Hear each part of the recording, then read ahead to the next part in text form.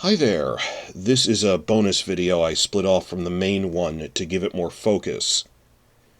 Was Mysaria lying about her backstory to Rhaenyra to manipulate her? In House of the Dragon Season 2, Episode 6, Small Folk, there's an invented scene of Rhaenyra commiserating with Mysaria, which ends with both of them actually kissing. Which it turns out it was Emma Darcy's idea. They pushed for that for a while, and I have a separate, longer podcast going over analyzing, well, was this a good change or not? Does it really fit?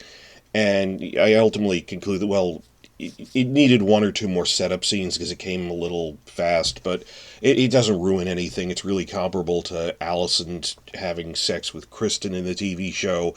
Whole separate podcast about debating the merits of that. This one, accepting as a given that this happened, just focused on the plot mechanics, the issue was raised that the backstory Mysaria gives in this episode contradicts what she said about herself in Season 1. I am not the only person to have noticed this, that multiple other people have independently realized this and different aspects of it of, wait a minute, what's going on here? So, want to quickly go over that. Well, the way the scene plays out, in this episode, Mysaria explains that she has this horrible backstory that she says, my father had his pleasures with me when I was just a child. That's the wording she uses, just a child, until he got her pregnant, at which point he stabbed her in the belly and left her for dead. But she strove to survive, and this taught her the world is a hard place. And we had all thought the scar on her neck was from a slave collar. Not that they ever said that, but she said, I have this scar on my neck, and I have a matching one where he stabbed me in the womb and everything, and I can no longer have children. Simply compare what Mysaria says in this with, well, two scenes from Season 1. But to start with, there's a more general scene where it's not that she gives any factual information, but more of a context. Remember the very first scene that Mysaria was introduced in the premiere episode of Season 1, where she's in the brothel with Daemon. And she is commiserating with him and just telling him what he wants to hear, that he's feeling depressed, so she talks him up, that you are Daemon, the rider of Caraxes, wielder of Darksister. Now actually sit back and look at the stuff she was praising Rhaenyra for. She was gushing at her in this episode, and I know they said, oh, well, because she's come to admire her. If you've read A Song of Ice and Fire, you should be a little too cynical about that with these political players.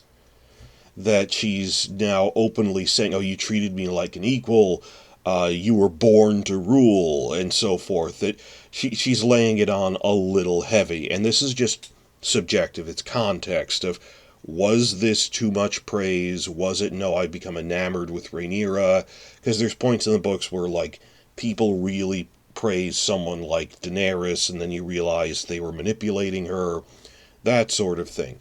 But that's just context for the kind of person Mysaria is, and maybe she believes it, maybe not, but she has a history of, I'm really buttering up Daemon, and she later says, because I needed your protection.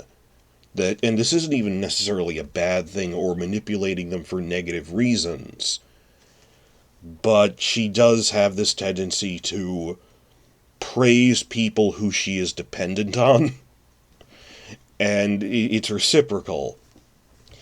But the one big factual scene where she said some stuff that contradicts what she said in Season 1, the one scene you should check out is Season 1, Episode 2, when she's on Dragonstone with Daemon after the confrontation, when they go back into the council chamber, and she's yelling at him that you lied that I was pregnant and all of that. During that, she says, quote, I have been sold as property more times than I care to count, beginning in a homeland I can no longer recall. Wait a minute. In episode 2.6 just now, she said, my father had his pleasures with me when I was, just a child, but old enough to get pregnant, so let's say bare minimum 9 to 10 or something. I mean, bare minimum in the sense of, like, I think a 7-year-old would be able to remember their homeland, their home country, even if they were, taken away by slavers at a young age.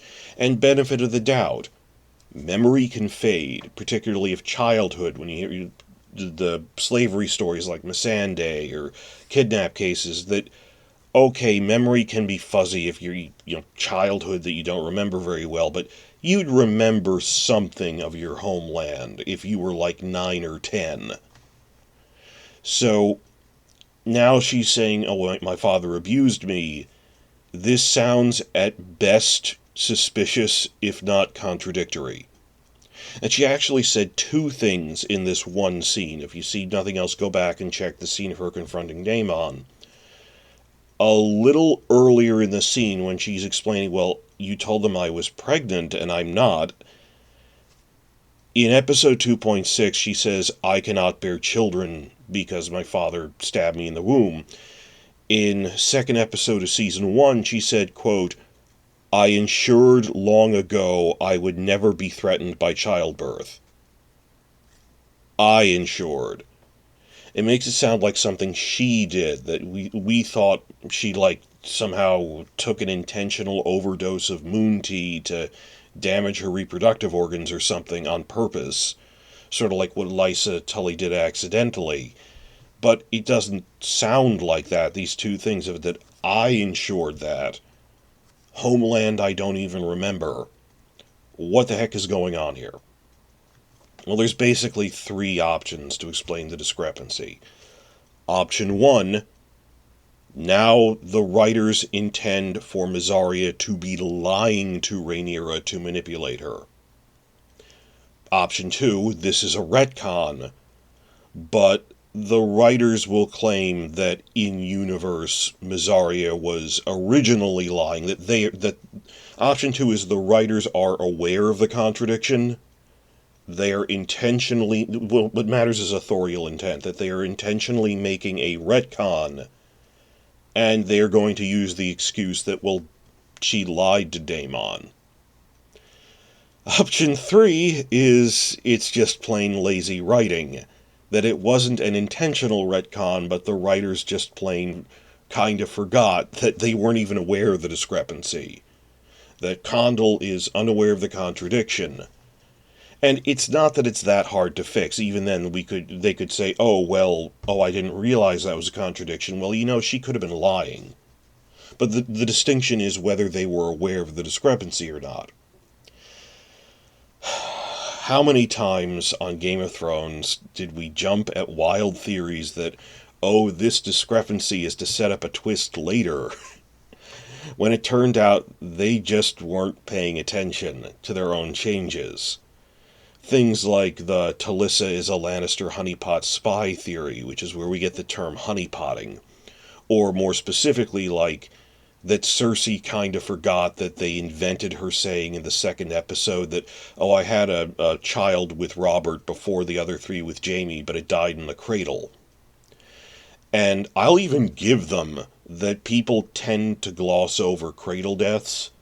I mean, Viserys even mentions they had a son before Rhaenyra who died in the cradle. It's common in their culture. I'll even give them that. But you could tell it's really they forgot. And this led to various fan theories of maybe Gendry is that child. And Cersei couldn't bear to see him killed, or that someone, or even Varys without her knowledge, faked his death or something. That they have to be going somewhere with it. They don't even mention the first kid, and it's just they forgot. They weren't keeping track of the details. In this case, on the other hand, Ryan Condal and his team of writers are not Benioff and Weiss, and as someone who scrutinizes this show, there has never been a contradiction on that level, where they gave contradicting numbers like that, or a character gave the wrong backstory a second time. That never happens, so they have genuinely been reliable. And like I said, I'm not the only one who noticed this discrepancy. Another channel which did a better job, I think, even just in passing, that I was fixated on the Homeland thing, that credit where credit is due, Westeros.org, Elio and Linda, in their video review, pointed out something else. In addition to that, that they thought this was intentionally trying to mirror something from the A Song of Ice and Fire novels. Actually, how Shay gives contradictory backstories to Tyrion. There's this point in I think it's Clash of Kings, Tyrion chapter 10. I'll put it in the description because this is audio only. Quote, Shay says, "My father made me his kitchen wench," she said, her mouth twisting. "That was why I ran off." That she says, "Oh, you're going to sneak me into the Red Keep as a kitchen wench. Oh, my father tried to make me a kitchen wench. That's why I ran off." And he says, "You told me you ran off because your father made you his whore," he reminded her. And she says, "Well, that too. I didn't like scouring his pots no more than I liked his cock in me." Now remember, book Shay is very different from TV Shay, not least of which that TV Shay was eventually just there to show off the actor, so maybe they thought it was more fun if she was acting like she earnestly liked him, that there is no TV Shay. It's a hodgepodge of what they wanted the actress to be doing at a given moment, but consider that very different character from the books. In the book, she's much more blatantly a gold digger. He's vulnerable to this because he wants to be loved and to drown his sorrows of his wife Tysha that he lost. So, as Westeros.org pointed out, it is possible Ryan Condal is directly riffing on that Shay gave Tyrion contradictory backstories. Then again, this could also be Mysaria lying without reference to Shay. That could just be a coincidence. But it's just one more piece of incremental wait a minute, lover lying to someone to manipulate them. Well, lover, it's just Rhaenyra kissed her, and they claim it was an ad-lib thing. In the original script, it doesn't matter that even the original script, it's this moment of emotional intimacy and trust, which Emma said, oh, that'll be expressed physically, but whatever. The point is, compare this scene with, I'll try to find a clip on YouTube and put it in the comments below, of when she confronts Daemon. I ensured I can't have children. Homeland I don't even remember. Contradicts this whole sob story of, oh, my father raped me, and you would have been old enough to remember your homeland in this. And just all the other context of the scene, that she is really buttering up Rhaenyra, and this is what she did with Daemon, where she praises someone who she is dependent on. And it's not like, I don't think she's setting her up for a betrayal. She said before, either the Greens are going to win or you are going to win. The Greens tried to kill me, and they made it clear they don't really care about the small folk. So she is a self-interested advisor who wants Rhaenyra to like her so she can push her pro-small folk agenda. Just as well, like, Otto wasn't planning to betray Viserys as such, but he was manipulating him for his own benefit. So that's where we stand now, is trying to keep this short, dashing it off. I know I'm late in the game here. I'm sorry, there was so much to pick apart with this invented scene. But taking it as a given, are they setting up that Mysaria was lying? Now, like I said, this scene had lukewarm reception at best, and basically because if you were going to do it, it needed a few more setup scenes, that it felt jarringly sudden. It's not a terrible idea on paper. It's like Allison and Kristen. It's just it needed a few more setup scenes. And thinking on it, and I know it's honeypotting, but wouldn't it be an interesting twist if they later reveal that, oh, this was Mysaria lying to her, would retroactively elevate this scene a bit more. So, I don't know, but it's worth pointing out in the standalone video the possibility that this might have been this intriguing lie. That's worth noting.